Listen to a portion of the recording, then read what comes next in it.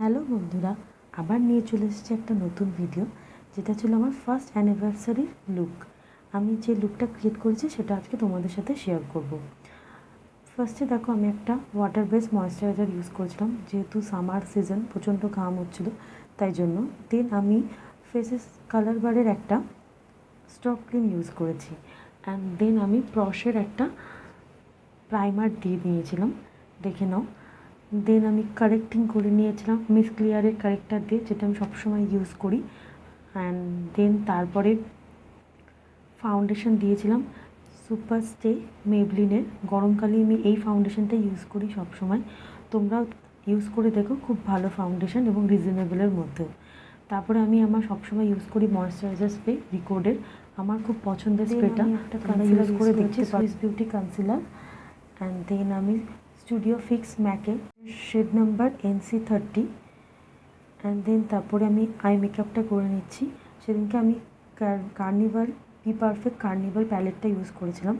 আমার শাড়ির কালার ছিল পিঙ্ক অ্যান্ড বটল গ্রিন, তাই জন্য আমি পিঙ্ক কালার আর গোল্ডেনের মধ্যে আই শ্যাডোটা রেখেছিলাম।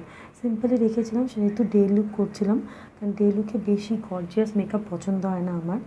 দেখো, তারপরে আমার আই মেকআপটা কমপ্লিট। অ্যান্ড দেন আমি কন্ট্রোল করে নিচ্ছি। অ্যান্ড দেন আই ম্যাজিকের ব্লাশার প্যালেট থেকে ব্লাশ দিয়ে নিচ্ছি।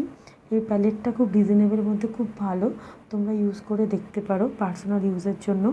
অ্যান্ড দেন অফরা হাইলাইটার থেকে হাইলাইটার দিয়ে নিচ্ছি।